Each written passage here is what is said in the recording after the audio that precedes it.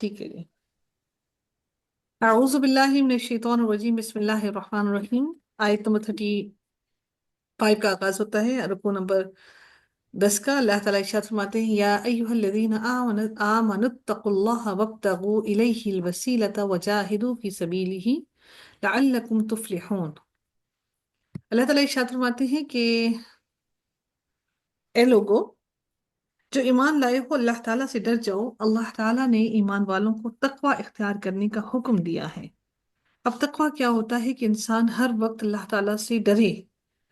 ایسے نہیں کہ کسی خاص وقت پر جب کوئی مر جاتا ہے، کسی کے مرنے پر، کسی کا ایکسیڈنٹ دیکھ کر، کسی کو بیمار دیکھ کر اس وقت ہمیں خوف لاحق ہو، بلکہ وہ خوف ہمیں ہر وقت جاری رہنا چاہیے۔ اللہ تعالیٰ نے فرمایا کہ اللہ تعالیٰ سے ڈرو اور اللہ تعالیٰ سے ڈر کر تقوی اختیار کرو۔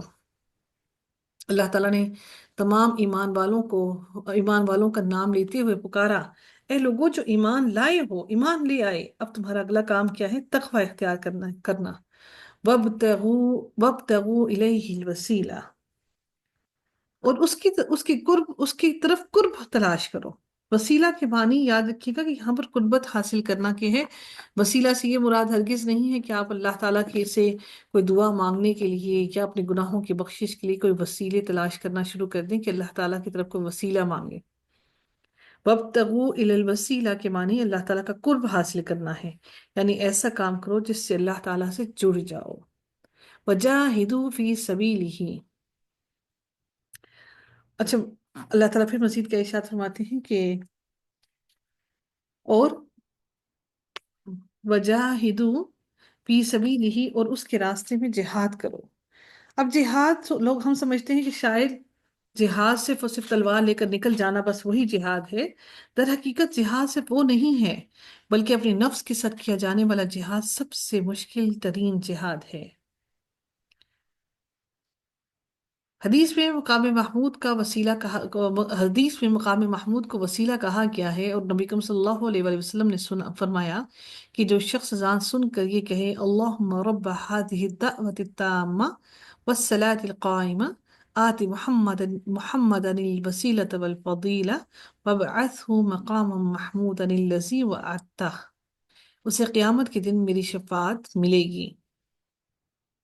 سیدنا عمرو بن عاص بیان کرتے ہیں کہ انہوں نے رسول اللہ صلی اللہ علیہ وآلہ وسلم کو یہ ارشاد فرماتے ہوئے سنا، جب تم مؤذن کو سنو تو اسی طرح کہو جس طرح وہ کہتا ہے، پھر مجھ پر درود بھیجو۔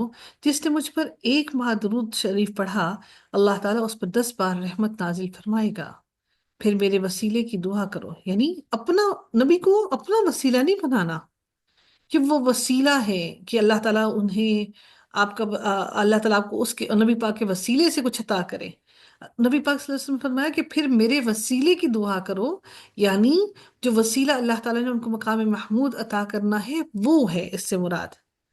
وسیلہ جنت کا وہ عظیم مقام ہے جو اللہ تعالیٰ نے صرف اور صرف ایک ہی کو نصیب کرنا ہے، جو صرف ایک ہی کو ملے گا، اور نبی صلی اللہ علیہ وسلم نے فرمایا کہ اور مجھے امید ہے کہ وہ بندہ میں ہوں گا، لہٰذا جس نے میرے لیے وسیلہ کی دعا کی تو اس کے لیے میری شفاعت واجب ہو جائے گی۔ بدقسمتی سے ہم سمجھتے ہیں کہ ہم اللہ تعالیٰ سے جو مانگتے ہیں، ہم کہتے ہیں کہ نبی پاک صلی اللہ علیہ وسلم کے وسیلے سے ہمیں یہ عطا کر دو۔ اللہ تعالیٰ کو کسی وسیلے کی ضرورت نہیں ہے۔ وسیلہ یہ وہ در حقیقت وہ مقام محمود ہے جو اللہ تعالیٰ نے نبی صلی اللہ علیہ وآلہ وسلم کو انشاءاللہ جنت میں عطا کرنا ہے۔ روز قیامت اللہ تعالیٰ ان کو عطا کریں گے۔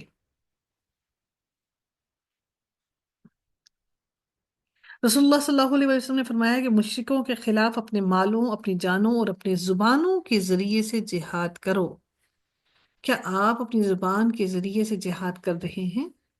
کیا آپ اور میں لوگوں کو، اپنے عزیز و اقارب کو دین کی طرف بلانے کے لیے جہاد کر رہے ہیں؟ لعلکم تفلحون، تاکہ تم فلاح پا جاؤ۔ آپ کی فلاح میری فلاح اس میں کیوں ہے؟ کیونکہ ہمارے ساتھ جتنے بھی لوگ اس جماعت میں جڑیں گے وہ سب کے سب ہمارے ایمان کو تازہ کرنے کا ذریعہ بنیں گے۔ اگر ہم اکیلے ہی رہ جائیں، اکیلے ہی دین پر چلتے رہیں تو وہ زیادہ لمبے عرصے کے لیے نہیں چل سکتے، لیکن جب ہم جہاد کرتے ہیں، اپنی زبان سے لوگوں کو دین کی طرف لے کر آتے ہیں، تو پھر ہماری محفلیں بنتی ہیں دین کی طرف، دین کے لیے۔ ہم ایک دوسرے کو ترغیب دلاتے ہیں نیک کام کرنے کی. ان الذین کفروا، اللہ تعالیٰ پھر ارشاد فرماتے ہیں ان الذین کفروا. اچھا، وسیلے کے بارے میں ایک اور میں آپ کو بتاتے چلوں کہ جو وسیلے حلال ہیں، جن کو وسیلوں کو آپ مانگ سکتے ہیں، جن وسیلوں سے آپ دعا کر سکتے ہیں، وہ وسیلے کیا ہیں؟ خالص ایمان کا وسیلہ. 15 وسیلے ہیں اگر آپ ان کو لکھنا چاہیں. خالص ایمان کا وسیلہ، نماز کا وسیلہ، روزے کا وسیلہ، حج کا وسیلہ، عمرے کا وسیلہ، صدقے کا وسیلہ، جہاد کا وسیلہ، استغفار کا وسیلہ، دعا کا وسیلہ، درود شریف کا وسیلہ، قرآن مجید کا وسیلہ، اللہ تعالیٰ کے اسماء الحسنہ کا وسیلہ، اور مومن بھائی کی دعا کا وسیلہ. نیک اعمال کا وسیلہ، جو آپ نے اپنی زندگی کے نیک اعمال کیے ہیں ان کا وسیلہ، اور گناہوں سے بچنے کا وسیلہ. کہ آپ اگر اپنی زندگی میں کوئی گناہ آپ کر رہے تھے اور وہ گناہ آپ نے اللہ تعالیٰ کی رضا کے لیے چھوڑ دیا، تو آپ اس کو بھی وسیلہ بنا کر اپنی اس جہاد کو وسیلہ بنا کر اللہ تعالیٰ سے مانگ سکتے ہیں. کیونکہ وہ آپ نے جو محنت اور مشقت اٹھائی ہے، وہ اللہ تعالیٰ وہ مشقت جانتا ہے. اور جب آپ ان وسیلوں کو، اور سب سے بہترین وسیلہ اسماء الحسنہ یعنی کہ نبی اللہ تعالیٰ کے ناموں سے وسیلہ بنا کر، اللہ تعالیٰ کی جاہ و جلال کے نام سے جو چیز مانگی جائے تو اللہ تعالیٰ وہ ضرور عطا کرتا ہے. اس میں سے 5 وسیلے وہ ہیں جو حرام ہیں.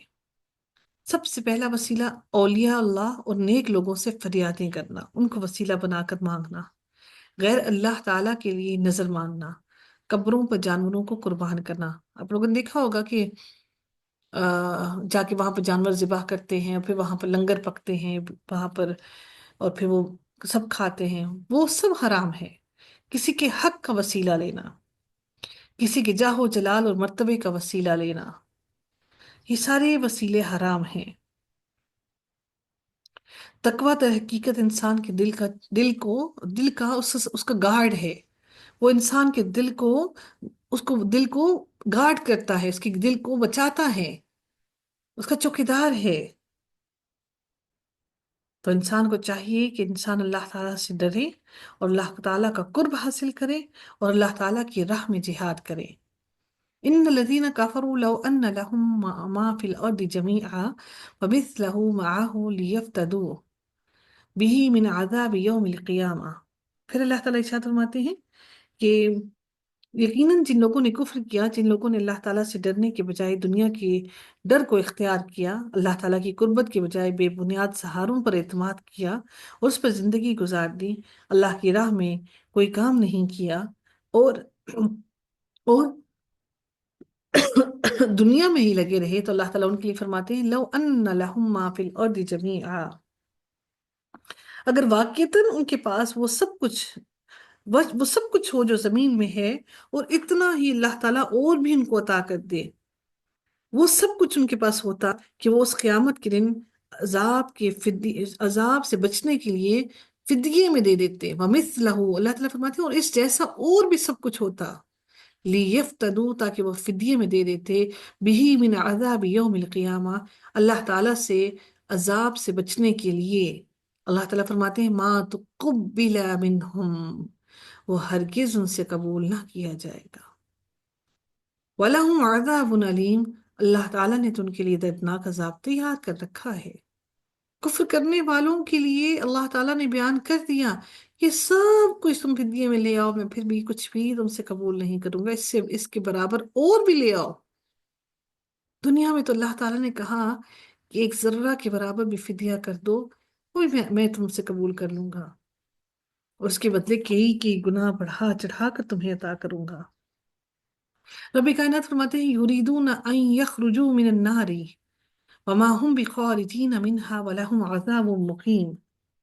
اللہ تعالیٰ فرماتے ہیں کہ وہ ارادہ کریں گے کہ آگ سے نکل جائیں، جو آگ میں ڈالے جائیں گے، اس دردناک عذاب میں ڈالے جائیں گے، وہ چاہتے ہیں کہ ان یخرجوا، کہ وہ نکل جائیں، من النار، آگ میں سے، پھر اللہ تعالیٰ فرماتے ہیں وما ہم بخارجینا، وہ خود نکلنا چاہتے ہیں لیکن اللہ تعالیٰ فرماتے ہیں وما ہم بخارجینا، لیکن ان کو تو کوئی ہرگز نہیں نکال سکتا، کیونکہ بخارجینا باب افعال ہو گیا کہ ان کو کوئی نہیں نکال سکتا منہا اس میں سے، وَلَهُمْ عَذَابٌ مُقِيمٌ، بلکہ ان کے اوپر تو ایک دائمی عذاب ہے جو ہمیشہ ہمیشہ رہنے والا ہے، یہ ان کے کفر کے سبب اللہ تعالیٰ نے ان کے اوپر مسلط کر دیا۔ اب وہ اس دردناک عذاب سے نکلنا چاہتے ہیں، اللہ تعالیٰ نے مزید لیبوریٹ کیا، وہ ایسی آگ میں جب جائیں گے تو اس میں سے نکلنا چاہیں گے، لیکن وہاں سے انہیں کون نکال سکے گا؟ کوئی نہیں نکال سکتا۔ انسان اگر دنیا میں ہی دیکھے، انسان اتنا بے بس ہے کہ خدا نہ خواستہ کسی کی گاڑی کا ایکسیڈنٹ ہو جائے تو اس گاڑی میں سے انسان خود کو نہیں نکال سکتا، تو پھر وہ اللہ تعالیٰ کے عذاب سے کیسے نکلے گا until and unless کہ لوگ اس کی مدد نہ کریں۔ اللہ تعالیٰ اب اگلی آیت میں اسلام میں چور کی سزا کے بارے میں بیان کر رہے ہیں کہ والسارق، کفر کے بعد اب انسان کی معاشرتی برائی کے بارے میں بیان کیا جا رہا ہے۔ ایمان کی بات ہوگی، اب انسان کی معاشرتی برائی کے بارے میں اور اس کی سزا کے بارے میں بیان کیا جا رہا ہے۔ والسارق والسارقۃ فاقطعوا ایدیہما جزاء بما کسبا نکالا من اللہ۔ اللہ تعالیٰ فرماتے ہیں وہ چوری کرنے والا مرد اور چوری کرنے والی عورت، سو تم دونوں کے ہاتھ کاٹ دو۔ چور اس شخص کو کہا جاتا ہے جو کسی دوسرے کا قابل احترام مال اس کی رضامندی کے بغیر خفیہ طور پر ہتھیا لے۔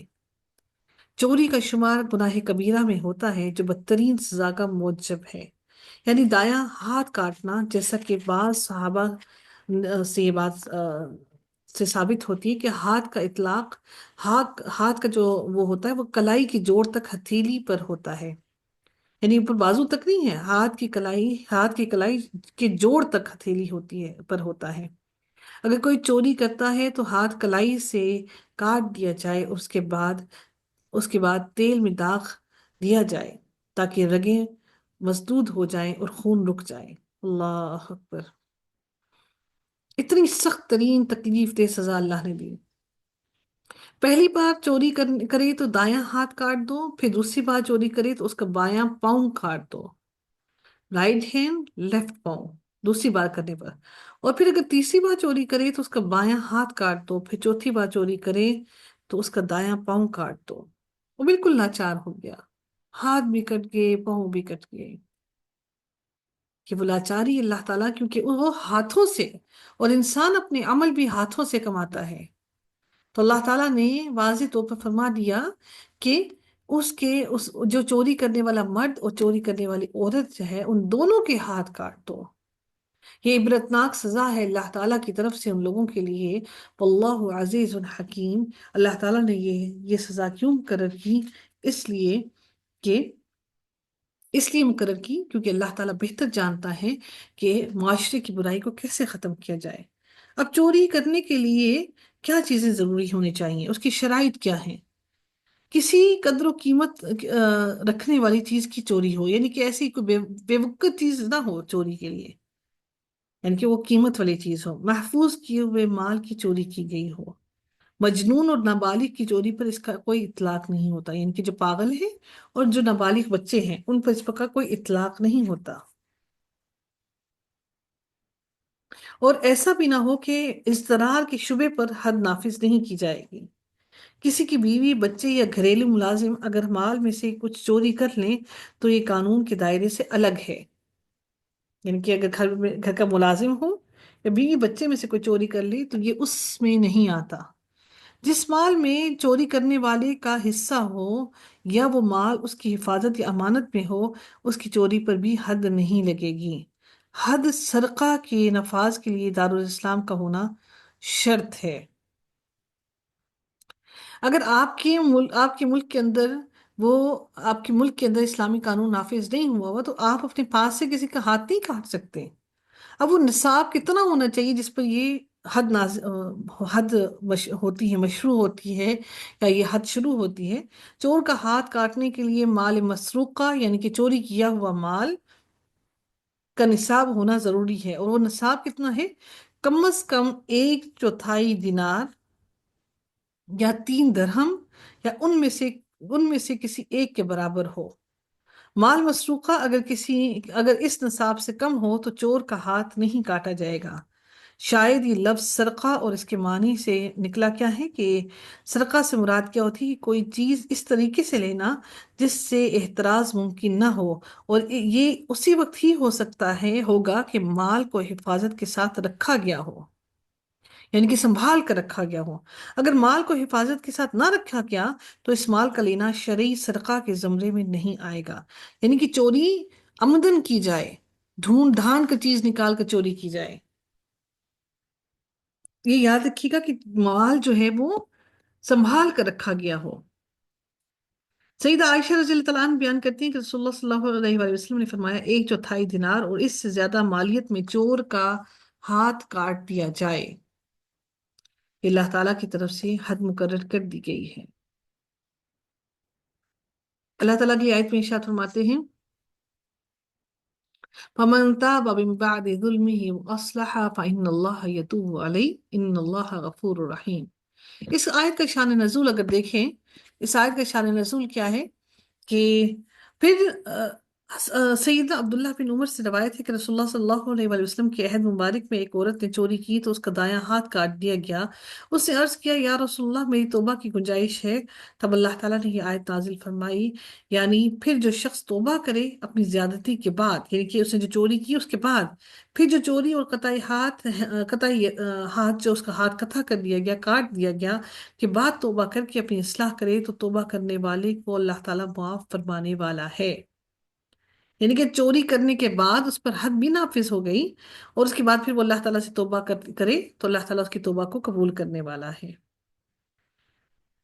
اللہ تعالیٰ فرماتے ہیں، فَمَن تَابَ مِن بَعْدِ ظُلْمِهِ وَأَصْلَحَ، پھر جس نے اپنے ظلم کے بعد، یہ ظلم ہی کیا نا، اپنی جان پر اپنا ہاتھ گنوا دیا، اصلاح کر لی، تو چور کی توبہ قبول ہو جائے گی۔ اور اگر وہ اللہ تعالیٰ کی طرف آیا، رویا، گڑ گڑایا اور ندامت کے آنسو گرائے تو اللہ تعالیٰ اس کو معاف کر دے گا۔ البتہ لوگوں کا مال لوٹا دینا یا اس کا بدلہ دینا ضروری ہے تاکہ حقوق العباد ادا ہو جائیں۔ فمن تابا، پھر جس نے توبہ کی اس کے ظلم کے بعد، تو اللہ تعالیٰ اس کی توبہ کو قبول کرے گا۔ ان اللہ غفور الرحیم، اللہ تعالیٰ فرماتے ہیں کہ بے شک تم اللہ تعالیٰ کو توبہ قبول کرنے والا اور بار بار رحم کرنے والا پاؤ گے۔ یہ رحیم جو ہے اللہ تعالیٰ سے مسلمانوں پر رحیم ہے، بار بار رحم کرنے والا ہے۔ علم تعلم ان اللہ لہ ملک السماوات والارض، اللہ تعالیٰ فرماتے ہیں کیا آپ نہیں جانتے کہ یقیناً اللہ تعالیٰ ہی کے لیے ہے آسمانوں اور زمین کی بادشاہت۔ اللہ تعالیٰ آسمانوں اور زمین کے اقتدار کا مالک ہے، وہ جسے چاہتا ہے زمین اور آسمان میں سے جتنا چاہتا ہے اس کو عطا کرتا ہے۔ وہ جس کو چاہتا ہے اپنی رحمتوں سے عطا کرتا ہے، اور جس کو وہ چاہتا ہے وہ اپنی رحمت سے اس کو بخش دیتا ہے، اور وہ جس کو چاہتا ہے وہ جتنا چاہے اس کو عذاب دے۔ یہ بات اس بات کے بعد فوراً کیوں آئی؟ کیونکہ یہ چوری کے بعد کی بات آئی۔ اب لوگ یہ نہ سمجھیں کہ اللہ تعالیٰ نے اتنا سخت فیصلہ کیوں کیا، یہ اس لیے آئی تاکہ انسان سمجھ لے کہ اللہ تعالیٰ جس کو چاہے جتنا چاہے عذاب دے، اور وہ جس کو چاہے معاف کر دے، لیکن معافی بھی تب ملتی ہے جب انسان نادم ہو۔ واللہ علی کل شیء قدیر، اور اللہ تعالیٰ ہر چیز پر قادر ہے۔ رسول اللہ صلی اللہ علیہ وسلم نے فرمایا کہ اللہ تعالیٰ فرماتے ہیں، اے ابن آدم تم سب گناہگار ہو مگر جسے میں عافیت دوں، لیکن مجھ سے بخشش مانگو میں تمہیں بخش دوں گا۔ اور جو جانتا ہے کہ میں بخشنے پر قدرت والا ہوں، پھر اس نے مجھ سے بخشش مانگی تو میں اسے اپنی قدرت سے بخش دوں گا اور مجھے کوئی پرواہ نہیں۔ اللہ تعالیٰ کی آیت میں ارشاد فرماتے ہیں، یا ایھا الرسول، اے رسول، لا يحزنک الذین یسارعون، آپ کو ہرگز غمگین نہ کرے ان لوگوں کی دوڑ دھوپ۔ کس چیز میں؟ کہ یہ لوگ جو کفر کرنے میں جلدی کرتے ہیں، آپ اس میں غمزدہ نہ ہوں، آپ پریشان نہ ہوں، اور اس میں آپ پریشانی کا مظاہرہ نہ کریں۔ اور اللہ تعالیٰ اس کے رسول کی اطاعت کے لیے کہتا ہے کہ اگر یہ لوگ آپ کی اطاعت نہیں کرتے تو آپ اس کے لیے غمزدہ نہ ہوں۔ اللہ تعالیٰ پھر فرماتے ہیں، وَمِنَ الَّذِينَ، من الذین قالوا آمنا بافواہہم، جو یہ کہتے ہیں اپنے منہوں سے، تو یہ بات کہتے ہیں کہ ہم ایمان لے آئے، ولم تؤمن قلوبہم، لیکن ایمان ان کے دلوں میں نہیں ہے، ان کے دلوں میں منافقت موجود ہے، ومن الذین ہادوا، اور پھر اللہ تعالیٰ پھر یہ بھی ارشاد فرماتے ہیں کہ اور ان لوگوں میں سے جو یہودی بن گئے، وہ جھوٹ کے بہت سننے والے ہیں، سمعون للکذب، کہ وہ جھوٹ کو بہت زیادہ غور سے سنتے ہیں اور وہ اس کو پسند کرتے ہیں۔ ان میں سے جو یہودی ہیں جھوٹ کو خوب قبول کرتے ہیں، اس سے متاثر ہوتے ہیں، آپ صلی اللہ علیہ وآلہ وسلم کی مجلس میں آ کر نہیں بیٹھتے، وہ جھوٹ کو پسند کرتے ہیں۔ سمعون لقوم آخرین لم یأتوک، اور اللہ تعالیٰ فرماتے ہیں اور دوسرے لوگوں کے لیے بہت سننے والے ہیں جو ابھی آپ کے پاس نہیں آئے، ان لوگوں کو بھی یہ بڑا بڑا سنتے ہیں، لقوم آخرین، جو بھی آپ کے پاس نہیں آئے ان کو بھی بہت سننے والے ہیں یہ، لم یأتوک، پھر یعنی تمہارے پاس جاسوس بن کر آتے ہیں اور مسلمانوں کی مجلس میں آ کر ادھر ادھر کی لگاتے باتیں کرتے ہیں اور بات کو بدل دیتے ہیں، کوئی راز کی بات جب پتہ چلے تو فوراً اس کو پکڑ کر مسلمانوں کے مخالفین تک پہنچ کر ان دشمنوں تک پہنچاتے ہیں۔ یحرفون الکلم من بعد مواضعہ، اللہ تعالیٰ پھر فرماتے ہیں وہ کلام کو اس کی مقام کے بعد اس کی جگہ سے بدل دیتے ہیں، یعنی کلام کو اپنی خواہشات کے مطابق تبدیل کر دیتے ہیں، اب باتوں کو جو اللہ تعالیٰ کے احکامات ہیں ان کو اپنے اپنے اپنے اپنی مرضی کے مطابق اس کو تبدیل کر کے مول کر کے لوگوں کے سامنے ریپرزینٹ کرتے ہیں۔ یقولون ان اوتیتم هذا فخذوه وان لم تؤتوه فاحذروا، وہ کہتے ہیں کہ اگر تمہیں یہ حکم دیا جائے تو اسے لے لو، اور اگر تمہیں یہ نہ دیا جائے تو بچ جاؤ۔ یہ آیت ان دو یہودیوں کے بارے میں نازل ہوئی جنہوں نے زنا کیا تھا، چونکہ انہوں نے رجم کی آیت بدل ڈالی تھی اور اپنی طرف سے یہ سزا مقرر کر لی تھی کہ بدکار کو 100 کوڑے مارے جائیں اور اس کا منہ کالا کر کے گدھے پر الٹا سوار کر کے سر بازار پھرایا جائے۔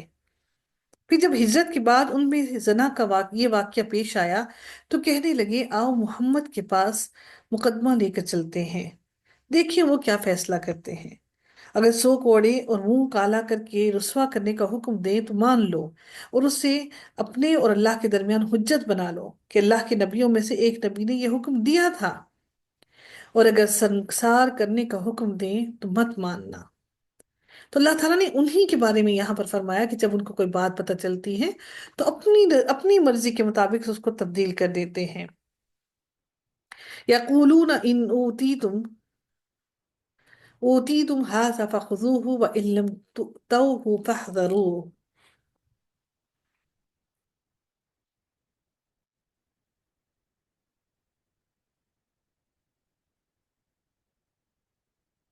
آگے اللہ تعالیٰ ارشاد فرماتے ہیں وَمَن يُرِدِ اللَّهُ فِتْنَتَهُ فَلَن تَمْلِكَ لَهُ مِنَ اللَّهِ شَيْئًا، اور وہ شخص کہ اللہ تعالیٰ جس کو فطرے میں ڈالنے کا ارادہ کر لیں، یعنی جس کو اللہ تعالیٰ حق کے راستے سے ہٹا دینا چاہیں کیونکہ اس نے کبیرہ گناہ کیے تھے، تو پھر اللہ تعالیٰ فرماتے ہیں کہ تو آپ اللہ سے اس کے لیے ہرگز کسی چیز کے مالک نہیں ہو سکتے، آپ اس کو ہدایت کی طرف پھر نہیں لا سکتے۔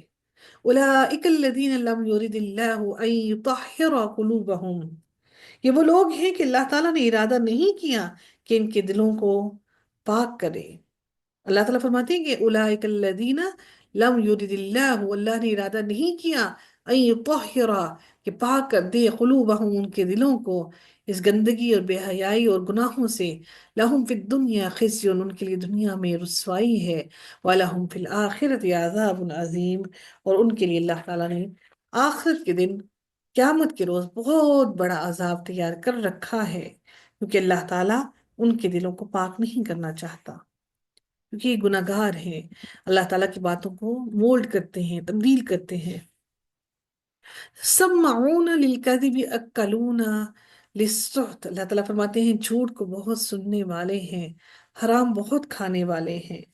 اس آیت کا شان نزول کے بارے میں حضرت جابر بن عبداللہ سے روایت ہے کہ فدق والوں میں سے ایک شخص نے زنا کیا تو فدق والوں نے مدینہ منورہ کے کچھ یہودیوں کے پاس لکھا کہ اس کے متعلق حضور صلی اللہ علیہ وآلہ وسلم سے دریافت کرو، اگر آپ کوڑے لگانے کا حکم دیں تو یہ آپ سے لے لو، اور اگر سنسار کرنے کے بارے میں فرمائے تو اس سے بچو، تو چنانچہ یہودیوں نے آپ سے دریافت کیا، آپ صلی اللہ علیہ وسلم سے سنگسار کرنے کا حکم دیا۔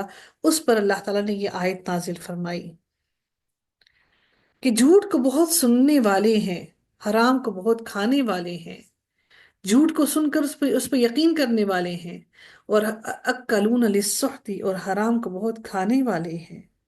یہ بنو نذیر اور بنو قریظہ کی دیت کے بارے میں نازل ہوئی یہ آیت، کیا کہ بنو نذیر کے مقتولوں کو یہ شرف حاصل تھا کہ ان کی پوری دیت ادا کی جاتی تھی، جبکہ بنو قریظہ کے مقتولوں کو نصف دیت ادا کی جاتی تھی۔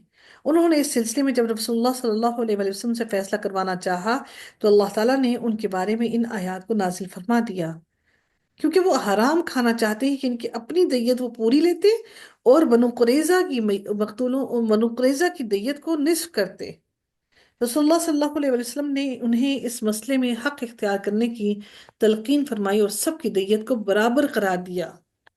تو یہاں پہ یہ جو لفظ ہے اکلون للسحتی، کہ کیا لفظ ہے کہ وہ حرام کھانے والے ہیں۔ دیکھیے ایک ہی آیت کے اندر کتنے واقعات اکٹھے ہوئے ہیں۔ فَإِن جَاءُوكَ، اب ایک زنا کا واقعہ ہوا، دوسرا کیا ہوا کہ وہ جو دیت میں رد و بدل کرتے ہیں۔ فَإِن جَاءُوكَ فَاحْكُم بَيْنَهُمْ أَوْ أَعْرِضْ عَنْهُمْ، اللہ تعالیٰ فرماتے ہیں مزید کہ